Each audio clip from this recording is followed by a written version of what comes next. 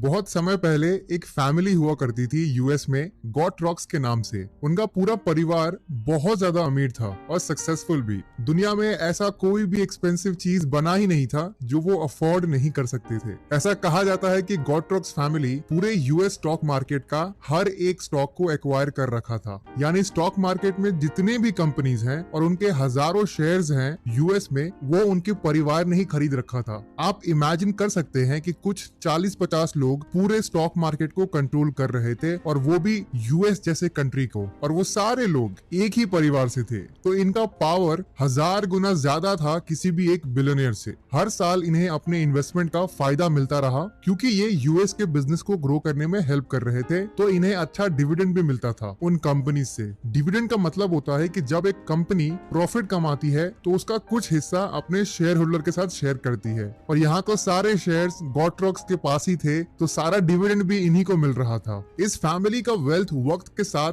बढ़ता ही जा रहा था। हम ये भी कह सकते हैं कि ये एक ऐसा गेम खेल रहे थे जहाँ पर रिजल्ट इनके कंट्रोल में ही था। लेकिन अब कहानी में एंट्री हुई कुछ शुभ चिंतकों की, यानी कुछ परिवार के लोगों ने इन्वेस्टमेंट एडवाइजर को हायर किया, क्योंकि उन्हें ज्यादा पैसे कमाने थे कंपेयर करे परिवार के बाकी लोगों से। इन इन्वेस्टर एडवाइजर ने फिर ये सजेस्ट किया कि आप लोग कुछ शेयर्स अपने ही परिवार के अन्य लोगों को बेच दीजिए और कुछ शेयर्स खरीद लीजिए। और उन्होंने सजेस्टेड शेयर्स को सेल किया और बाय करना शुरू कर दिया, और इसके साथ ही साथ उन्हें एडवाइजर की कमीशन फीस भी देनी पड़ी। लेकिन शॉकिंग बात ये थी कि उन लोगों ने ये नोटिस किया कि इन्वेस्टमेंट एडवाइजर को हायर करने के बावजूद भी, और इन्वेस्टमेंट एडवाइजर की बात सुनकर और उनके एडवाइसेस को फॉलो करने के बाद, उनका जो वेल्थ बढ़ना चाहिए था वो अभी बढ़ने की जगह और कम होने लगा। क्योंकि ये बार बार स्टॉक्स को खरीद रहे थे और बेच रहे थे, तो इन्हें अपने कैपिटल गेन्स पे टैक्स देना पड़ रहा था और कमीशन भी देना पड़ रहा था उस इन्वेस्टमेंट एडवाइजर को। तो उन लोगों को ये रियलाइज हो गया कि इन्वेस्टमेंट एडवाइजर को हायर करना एक गलती थी। फिर उसी परिवार में से कुछ लोगों ने ये सजेस्ट किया कि हमें प्रोफेशनल असिस्टेंस की जरूरत है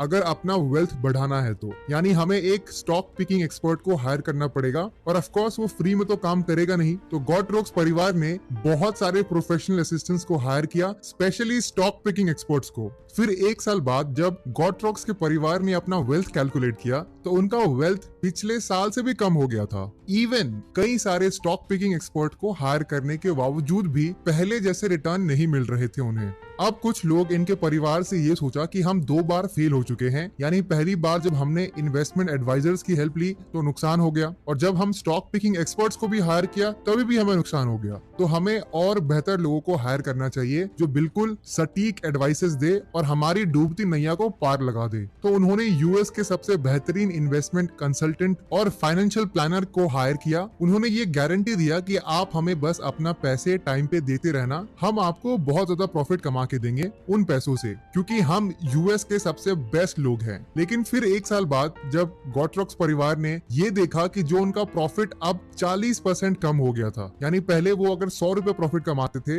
अब वो सिर्फ 60 रुपए प्रॉफिट कमा रहे थे, और ये बहुत बड़ा ड्रॉप था। अब गॉट्रॉक्स परिवार बिल्कुल अलर्ट हो गई थी। उन्होंने एक अर्जेंट फैमिली मीटिंग अरेंज किया इसका सोल्यूशन निकालने के लिए। तो उस परिवार के सबसे ओल्डेस्ट पर्सन ने ये सजेस्ट किया, अगर हमें फिर से पहले जैसे प्रॉफिट कमाना है तो हमें ये कंसल्टेंट, फाइनेंशियल एडवाइजर या कोई भी एक्सपर्ट की मदद नहीं लेना है, और ना ही अननेसेसरी सर्विस फीस देनी है और टैक्सेस देनी है। और उस अंकल ने ये भी कहा कि जो हम पहले किया करते थे वही फिर से करेंगे, यानी पूरे अमेरिका के स्टॉक्स को होल्ड करेंगे और उसे ग्रो करने के लिए टाइम देंगे। और बस कुछ ही महीनों में उन्होंने अपना सारा लॉस रिकवर कर लिया, और साथ ही साथ फिर से उनका प्रॉफिट बहुत तेजी से बढ़ने लगा। तो इस केस स्टडी से मुझे एक फेमस इन्वेस्टर जिसे हम सब जानते हैं वो है वॉरेन बफेट, उनका एक फेमस कोट है ये याद आ रहा है। वो ये कहते हैं कि for a investor as a whole return decreases as motion increases. यानी जब आप ज्यादा इन्वेस्टमेंट एक्टिविटीज करते हो तो इससे आपका कॉस्ट भी बढ़ता है और आपको ज्यादा टैक्सेस भी देने पड़ते हैं। और अगर आपको एक प्रॉफिटेबल इन्वेस्टर बनना है तो आपको अपनी कॉस्ट कम करनी ही पड़ेगी, जिससे कि आपका रिटर्न ज्यादा मिले। और गॉट्रॉक्स परिवार ने जो बेसिकली किया, यानी अमेरिका के टॉप कॉर्पोरेट कंपनीज के स्टॉक्स को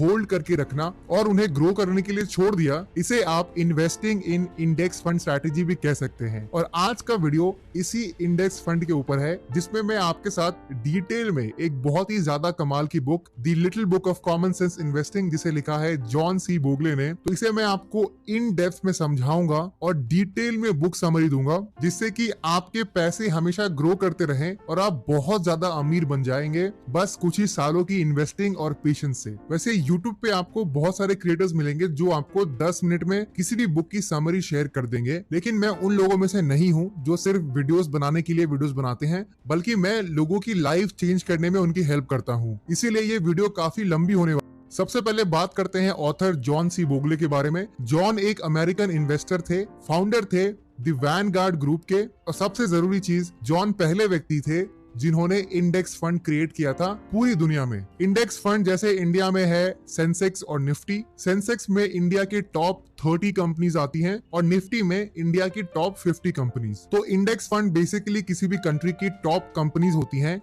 जिसमें आप अगर पैसे लगाते हो तो सिंपल शब्दों में आप उन टॉप कंपनीज में पैसे लगा रहे हो, जहां पर आपके पैसे ज्यादा सिक्योर है क्योंकि वो टॉप कंपनीज हैं, तो आपका ट्रस्ट भी ज्यादा होता है। सिंपल शब्दों में कहूं तो इंडेक्स फंड उन सभी लोगों के लिए बहुत ही बेहतरीन स्ट्रैटेजी है जिनके पास टाइम की कमी है और जिन्हें बिल्कुल ही स्ट्रेस फ्री रिटर्न चाहिए।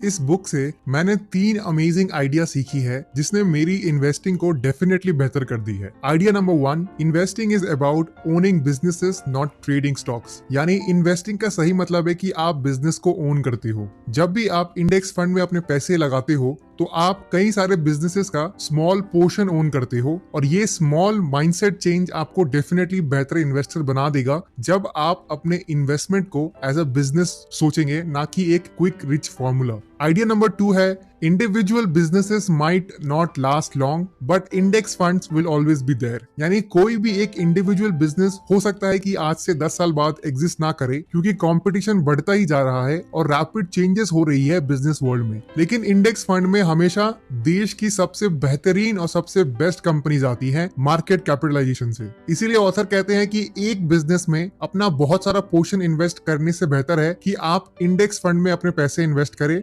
जहां पर आप उन पैसों से कई सारे कंपनीज में इन्वेस्ट कर रहे हैं। इसमें आपके रिटर्न भी सिक्योर रहते हैं कंपेयर करें इंडिविजुअल स्टॉक से। तीसरा आइडिया है, all investors in stock market earns actual return by deducting different financial intermediations. यानी जो भी लोग स्टॉक मार्केट में पैसे इन्वेस्ट करते हैं उनका जो एक्चुअल रिटर्न है उसे हमें कैलकुलेट करने के लिए जो भी डिफरेंट कॉस्ट हैं उसे माइनस करना पड़ेगा। ऑथर कहते हैं कि मान लीजिए आपने 1000 रुपए इन्वेस्ट किया है और आपने 100 रुपए कमाया है, तो इसे ग्रॉस रिटर्न कहते हैं। जब हम डिफरेंट कॉस्ट को माइनस करते हैं, जैसे कि मान लीजिए 10 रुपए आपने कमीशन चार्जेस दे दिया, तो आपका एक्चुअल रिटर्न आया 90 रुपीज। अक्सर हम अलग अलग कॉस्ट को इग्नोर कर देते हैं, बस हम ओवरऑल रिटर्न से ही खुश हो जाते हैं। अब आपके मन में ये सवाल आ रहा होगा कि मेजर डिफरेंसेस क्या है स्टॉक्स में इन्वेस्ट करना और इंडेक्स फंड में इन्वेस्ट करने में। मान लेते हैं कि आपने स्टॉक मार्केट से रिलायंस इंडस्ट्री को चूज किया अपने पैसे इन्वेस्ट करने के लिए। जब मैं ये वीडियो रिकॉर्ड कर रहा हूं तब रिलायंस इंडस्ट्री लिमिटेड का एक स्टॉक का प्राइस है 1995.90 रुपीज। इसका मतलब है कि अगर आपको एक स्टॉक खरीदना है रिलायंस इंडस्ट्री का तो आपको इतने पैसे देने होंगे। मान लेते हैं कि आपके पास 10,000 रुपए हैं और आपने 5 स्टॉक्स खरीद लिया। अब आपके मन में ये क्वेश्चन आ रहा होगा कि अब मेरे पैसे ग्रो कैसे होंगे और मुझे कैसे बेहतर रिटर्न मिलेगा। आप जब किसी भी स्टॉक को खरीदते हैं तो आपको 2 तरीके से पैसे मिलते हैं या आपके पैसे ग्रो होते हैं। पहला है अर्निंग्स फ्रॉम कैपिटल एप्रिसिएशन, यानी जब आपके इन्वेस्टेड कैपिटल्स बढ़ जाता है स्टॉक प्राइस के बढ़ने से। यानी आपने जो 5 स्टॉक्स खरीदा था रिलायंस इंडस्ट्री का, जिसका एक स्टॉक का प्राइस था 1995.90 रुपीज, उसे मल्टीप्लाई करिए 5 से, यानी 9979.5 रुपीज। तो इतना आपने इन्वेस्ट किया। लेकिन एक साल बाद रिलायंस का अगर स्टॉक्स 2100 रुपए तक पहुंच जाए तो आपको उन 5 स्टॉक्स का वैल्यू भी बढ़ जाएगा, यानी 2100 मल्टीप्लाइड बाई 5 यानी 10,500 रुपीज। तो अगर इसे हम माइनस करें उस वैल्यू से जब आपने खरीदा था, यानी 9,979 रुपीज, तो आपके स्टॉक्स का वैल्यू बढ़ा है 520.5 रुपीज से, जिसे आप अपना प्रॉफिट भी कह सकते हैं। ये है पहला तरीका स्टॉक से पैसे कमाने का। अब आते हैं दूसरा तरीका, जो है अर्निंग्स फ्रॉम डिविडेंड्स। एक कंपनी अपने प्रॉफिट को अपने शेयर होल्डर के साथ डिस्ट्रीब्यूट करती है डिविडेंड के रूप में।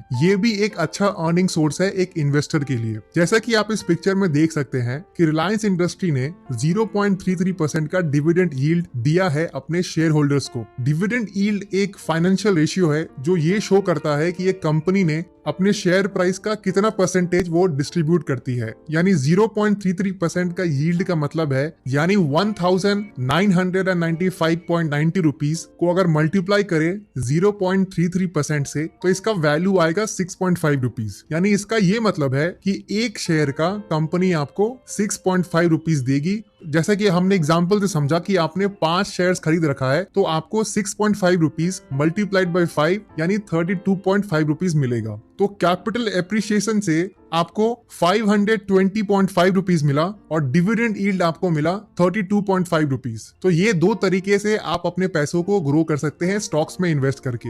इंडिविजुअल स्टॉक्स खरीदने से डेफिनेटली आपको फायदा मिलेगा, लेकिन ऑफ कोर्स आपको रिसर्च और आपको अपना टाइम देना पड़ेगा। अगर मान लीजिए आपने HDFC bank, Infosys, TCS, HUL, Wipro जैसे कंपनीज में स्टार्टिंग के डेज में इन्वेस्ट किया होता तो शायद आपके पैसे अभी करोड़ों में होते। इसका डिसएडवांटेज भी है, जैसे कि अगर आपने Dewan Housing Finance Limited, Reliance Communications, Jet Airways, इन कंपनीज में अगर आपने इन्वेस्ट किया होता तो आपके पूरे पैसे डूब गए होते। अगर हम जेट एयरवेज को एज एग्जांपल लें, तो जैसे कि आप इस पिक्चर में देख सकते हैं कि 5 जनवरी 2018 को एक स्टॉक का प्राइस था जेट एयरवेज का 870 रुपीज। वो आज सिर्फ 93.65 में बिक रहा है। जिन इन्वेस्टर ने इस कंपनी पे इन्वेस्ट किया होगा उनको काफी लॉस हुआ होगा। अगर इंडेक्स फंड की बात करें, तो जैसे कि मैंने आपको पहले ही बताया कि जब आप इंडेक्स फंड में इन्वेस्ट करते हो तो आप एक पूल ऑफ बिजनेसेस में इन्वेस्ट कर रहे हो जो कि इंडिया की टॉप कंपनीज है मार्केट कैपिटलाइजेशन से। मार्केट कैपिटलाइजेशन का मतलब होता है कि कितने नंबर ऑफ शेयर्स हैं और उनका प्राइस क्या चल रहा है। उन दोनों को मल्टीप्लाई करने से मार्केट कैपिटलाइजेशन निकल। उसी तरह इंडेक्स फंड में जो इंडिया की टॉप कंपनीज हैं मार्केट कैपिटलाइजेशन से, वो रैंक करती है। इससे पहले कि हम और इन डेप्थ में जाए, इस बुक की ऑथर हमें दो इंपॉर्टेंट कॉन्सेप्ट को समझने के लिए कहते हैं। पहला है एक्टिवली मैनेज फंड्स, दूसरा है पैसिवली मैनेज फंड्स। आपने कई बार टीवी पे एडवर्टीजमेंट देखा होगा म्यूचुअल फंड्स के बारे में। हो सकता है कि आपको ये पता ना हो कि क्या होता है म्यूचुअल फंड्स, तो आपके लिए बिल्कुल मैं सिंपल कर दे रहा हूं कि म्यूचुअल फंड्स आखिर होता क्या है। म्यूचुअल फंड्स कंपनी एक तरीके का इन्वेस्टमेंट कंपनी होती है जिनके पास कई सारे फंड मैनेजर होते हैं जो आपके, हमारे या फिर बहुत सारे कंपनीज के पैसे डिफरेंट जगहों पे इन्वेस्ट करते हैं, जो कि बैलेंस होता है इक्विटी और डेट में। उनसे प्रॉफिट कमा के हमारे पैसे को ग्रो करती है। तो आपके मन में ये आ रहा होगा कि यार हमने तो प्रॉफिट कमा ली, उस कंपनी या फिर उस फंड मैनेजर का कैसे फायदा होगा। फंड मैनेजर आपसे एक्सपेंस रेशियो चार्ज करता है। मान लीजिए कोई कंपनी आपसे 2% एक्सपेंस रेशियो चार्ज करती है। इसका ये मतलब है कि जब आप 100 रुपीज देंगे उस कंपनी को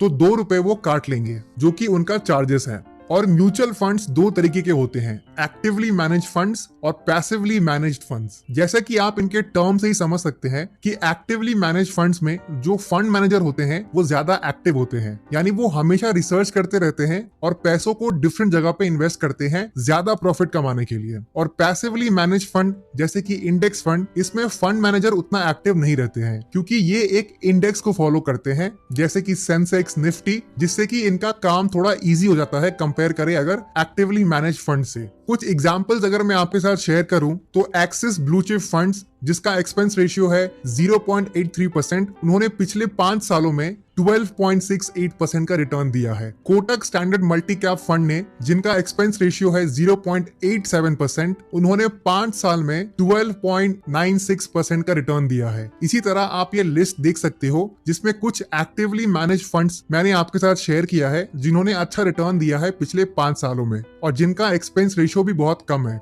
ध्यान रखिए कि इन कंपनीज को मैंने आपको एज ए एग्जांपल दिया है, मैं आपको रेकमेंड नहीं करता हूं कि आपको इसमें इन्वेस्ट करना चाहिए। इसीलिए आप अपने इन्वेस्टमेंट डिसीजंस बिल्कुल एक बार रिसर्च करने के बाद ही करें और जितना आप रिस्क ले सको उतना ही आप इन्वेस्ट करें। कभी भी लोन लेके इन्वेस्टमेंट ना करें। पैसिवली मैनेज फंड्स में आपको 3 सबसे बेस्ट एग्जांपल देने जा रहा हूं जहां पे आप इंडेक्स फंड में इन्वेस्ट कर सकते हैं। पहला है यूटीआई निफ्टी इंडेक्स फंड्स, दूसरा है ICICI prudential Nifty index fund, तीसरा है एचडीएफसी इंडेक्स सेंसेक्स फंड।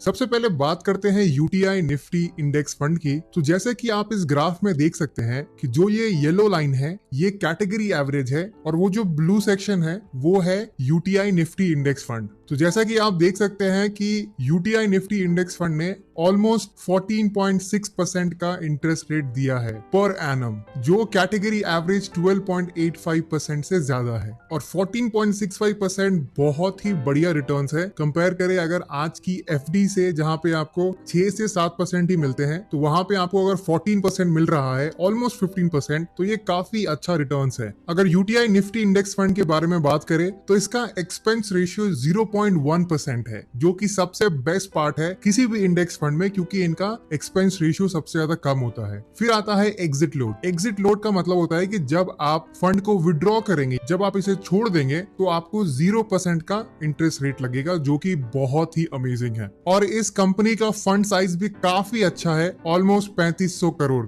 कोई लॉक इन पीरियड नहीं है। अगर आपने 1000 रुपए का एसआईपी किया होता तो आपको ऑलमोस्ट 26,000 रुपए का प्रॉफिट मिलता। जैसे कि आप इस पिक्चर से देख सकते हो कि अगर आपने बैंक में एफडी किया होता तो आपको 11,598 रुपए मिलते और वही आपको इस फंड में 26,533 रुपए मिलते। तो ये रिटर्न्स काफी ज्यादा अच्छा है और इसमें आपको डेफिनेटली इन्वेस्ट करना चाहिए। दूसरा बेस्ट कंपनी है ICICI prudential Nifty index fund. जैसा कि इसके ग्राफ में भी आप देख सकते हो कि ये भी ऑलमोस्ट सेम ही है, यानी इसने भी ऑलमोस्ट 14.46% का एनुअल रिटर्न दिया है, जो कि बहुत ही बेहतर है कैटेगरी एवरेज से। इसका भी एक्सपेंस रेशियो 0.1% है, एग्जिट लोड भी 0% है और इसका फंड साइज थोड़ा कम है कंपेयर करें यूटीआई निफ्टी इंडेक्स फंड से, लेकिन ये भी काफी अच्छा फंड साइज है। ऑलमोस्ट 1400 करोड़ का इनका फंड साइज है, जो कि काफी अच्छा है। और जैसे कि आप इस पिक्चर में देख सकते हैं कि अगर आपने 1000 रुपए का एसआईपी किया होता 5 साल के लिए, तो यहाँ पे भी आपको ऑलमोस्ट 26,000 रुपए का प्रॉफिट होता, जो बैंक एफडी या कैटेगरी एवरेज से काफी ज्यादा है। तीसरा कंपनी है एचडीएफसी इंडेक्स सेंसेक्स फंड। इसमें भी आपको 14.85% का इंटरेस्ट रेट मिला है, जो कि बाकी 2 कंपनी से ज्यादा है। इनका एक्सपेंस रेशियो है 0.1% बाकी कंपनीज की तरह, और इनका एग्जिट लोड थोड़ा ज्यादा है 0.25%। इनका फंड साइज भी काफी अच्छा है और इन्होंने बेहतर परफॉर्म किया है यूटीआई निफ्टी इंडेक्स फंड से और ICICI prudential Nifty index fund से। मैं आपको रेकमेंड यही करूंगा कि आप उस कंपनी के थ्रू इंडेक्स फंड में इन्वेस्ट करें जिनका फंड साइज ज्यादा हो, जिनका एग्जिट लोड 0 हो और एक्सपेंस रेशियो बिल्कुल मिनिमम हो। इस हिसाब से यूटीआई निफ्टी इंडेक्स फंड आप सभी के लिए सबसे बेस्ट है, जहां पर मैं भी इन्वेस्ट करता हूं। अब आपके मन में ये क्वेश्चन आ रहा होगा कि अब इनमें मैं इन्वेस्ट कैसे करूं और विड्रॉ कैसे करें। इनमें इन्वेस्ट करने के लिए आप डायरेक्टली इनके वेबसाइट्स या मोबाइल एप्लीकेशन के थ्रू इन्वेस्ट कर सकते हैं और विड्रॉ भी कर सकते हैं। क्योंकि एग्जिट लोड बहुत ही ज्यादा कम है या 0 है, तो आपको कोई पैसे भी नहीं कटते हैं जब आप विड्रॉ करते हो। तो अगर आपने 1 साल से ज्यादा तक अपना लमसम या फिर एसआईपी किया और आपने 1 लाख रुपए से ज्यादा इंटरेस्ट गेन किया, तो आपको 10% का टैक्स देना पड़ेगा अपने इंटरेस्ट गेन पर। मैं सभी को आंख बंद करके इंडेक्स फंड में इन्वेस्ट करने के लिए सजेस्ट करता हूँ, क्योंकि इससे सेफ और सिक्योर कोई भी इन्वेस्टमेंट नहीं है। अगर आपको ज्यादा स्टॉक मार्केट में टाइम स्पेंड नहीं करना है और ना ही ज्यादा आपको रिसर्च करना है, क्योंकि आप अपने बिजनेस और जॉब में बहुत ज्यादा बिजी हो। चलिए इस वीडियो में आगे बढ़ने से पहले एक क्विक रिकैप कर लेते हैं कि हमने अभी तक क्या क्या सीखा। सबसे पहले हमने गॉटरॉक्स परिवार का केस स्टडी के बारे में सीखा, जिसका मेन फंडा यही था कि हमें अपने इन्वेस्टमेंट को बिल्कुल सिंपल रखना चाहिए और हो सके तो उन लोगों से दूर रहे जो आपको ये प्रॉमिस करते हैं कि वो आपको ज्यादा रिटर्न कमा के दे सकते हैं। याद रखिए कि आपका इन्वेस्टमेंट मूवमेंट जितना कम होगा उतना ही ज्यादा आपको रिटर्न मिलेगा ओवरऑल।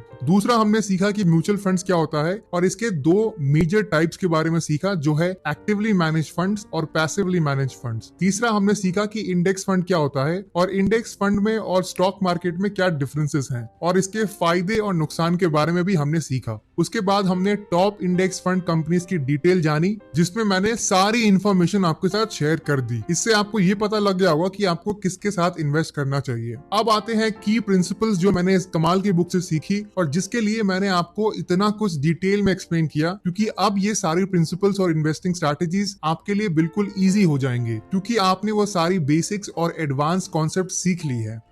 इन्वेस्टिंग प्रिंसिपल नंबर 1 जो मैंने इस बुक से सीखी है वो है cost are the enemy of successful investing. Author John C Bogle ये कहते हैं कि एक इन्वेस्टर को उतना ही अर्न करना चाहिए अपने इन्वेस्टमेंट से जितना मार्केट ने अर्न किया है, लेकिन कॉस्ट को डिडक्ट करने के बाद। जॉन हमारे साथ एक डेटा शेयर करते हैं, एवरेज रिटर्न जो S&P 500 इंडेक्स फंड ने कमाया है कंपेयर करे एवरेज रिटर्न जो म्यूचुअल फंड्स ने कमाया है। जैसा कि आप इस पिक्चर में देख सकते हैं कि जहां पर S&P 500 इंडेक्स फंड ने 12.3% का रिटर्न कमाया है 1980 से 2005 तक, वही म्यूचुअल फंड्स ने अप्रॉक्स 10% का रिटर्न दिया है। ये डिफरेंसेस इसीलिए है क्योंकि इन्वेस्टर को एडिशनल कॉस्ट देनी पड़ी है अपनी इन्वेस्टमेंट की। अगर आप इंडिया में एक्टिवली मैनेज फंड्स में अपने पैसे इन्वेस्ट करते हैं तो आपको अप्रोक्सीमेटली 1 से 2% का एनुअल कॉस्ट लगता है। इस कॉस्ट में जनरली आपको expense ratio, cost of portfolio turnover और टैक्स ऑन रियलाइज्ड गेन्स देना पड़ता है। तो इसका सिंपल से कंक्लूजन यही निकलता है